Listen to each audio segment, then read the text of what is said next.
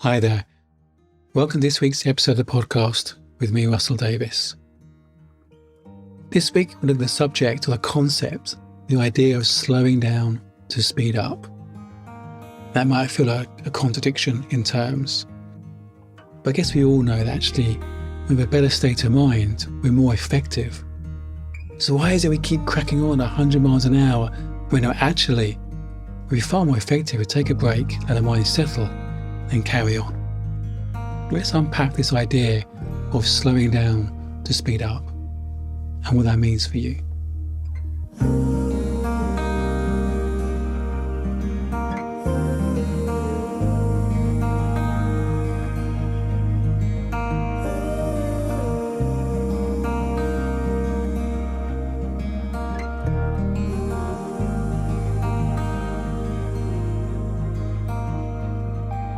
In a coaching session a number of years ago, the coach asked me whether I would like to achieve more by doing less. I said, absolutely, you're speaking my language. Yeah, let's do this, bring it on.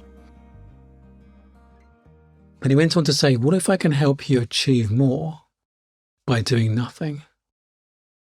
That just didn't compute. And at the time, I was a really kind of overachiever and really rushing from one thing to another, a sense of not enough time to get everything done.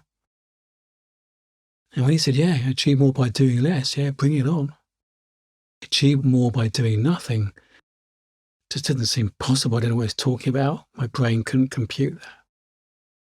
He went on to say, if you have, say, half an hour and you've got 3 or 4 things to get done that half an hour, if you spend the first 5 minutes just being, doing nothing, just being, you'll approach those things with a very different state of mind. You'll be far more effective, more productive. You may even realise I used to do one of them. But I know my mind will be telling me, I haven't got time to stop for 5 minutes. I've only got half an hour to get these things done. And it's the old adage of taking time to sharpen your axe. There's different versions of this story, but there's a story that 2 woodsmen were having a competition to see cut down the most trees in one day. The competition had taken part on this place on this hill, and one was cutting one side of the hill, the other was cutting the other side of the hill. They started in the morning, and they both started chopping. And the woodsman could hear that they were swinging their axe at the same pace. He could hear the other woodsman's axe banging against a tree, and he could hear their swinging at the same pace. So he decided to keep up with the other woodsman. He was determined not to let him get ahead.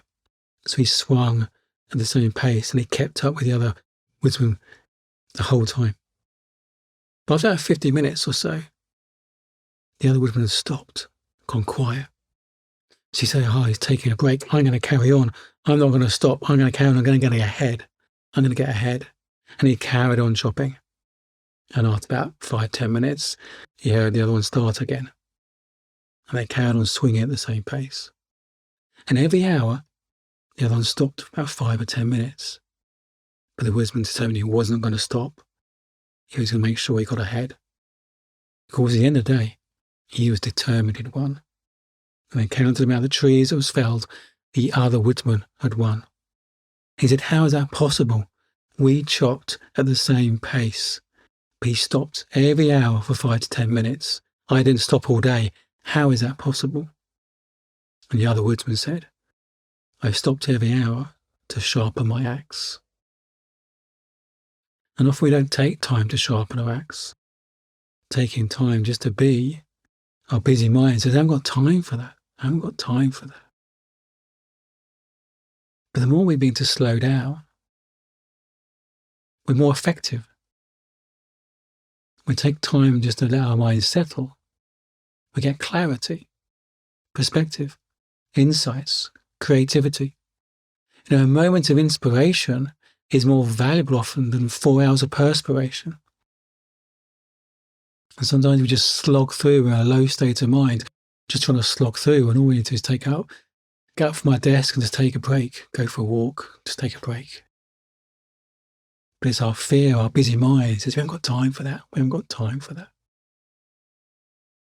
It's like our brain is too scared to switch off.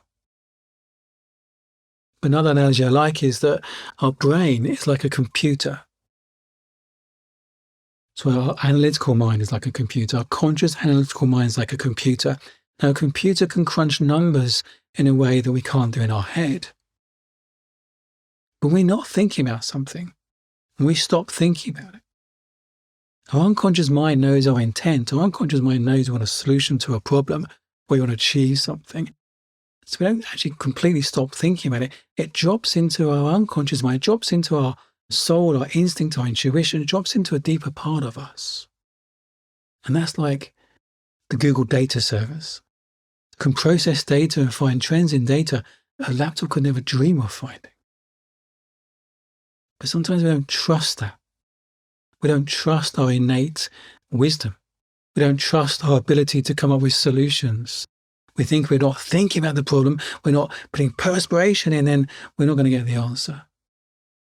If you think about it, get the most solutions to problems when you're not actually thinking about it. When you're walking the dog or having a shower or shaving or something, we get free thinking. There's space for fresh thoughts to come in. I'll never forget a story of a coach in the States I've trained with, and he was working with an engineering company, doing some consulting with them.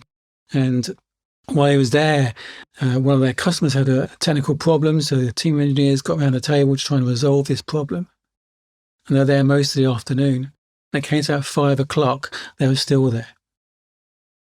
And the coach said to the director of engineering, send them home.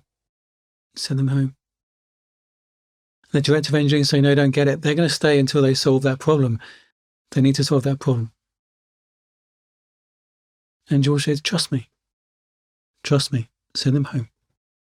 So he did, he sent them home. And while they weren't actually thinking about the problem, while they were just spending time with their family, doing whatever they're doing outside of work, they all got clarity, they all got perspective. And they came back in the morning, within minutes they had the solution, a more elegant solution they would have done if they'd have just stayed at it, working at it, through perspiration. And with greater health and well-being. Is the fear of letting people down, I guess, means they stay. But the customer's happy with the solution. It's a more elegant solution for everyone. We're not actually thinking about our situations. Our soul has space to connect to something bigger than us. Inspiration comes to us. Insights come to us. And we allow it. And we create space for it.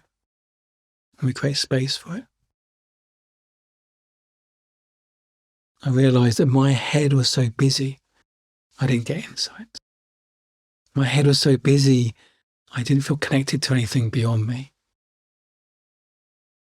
Now I enjoy a quieter mind. I feel part of something bigger. Now with a quieter mind, I feel more connected to people when I'm with them. With a quieter mind, I get more moments of inspiration, clarity. It's about slowing down to speed up. Slow down to speed up. It's our fear that keeps us operating at 500 thoughts per minute. Then it becomes a habit.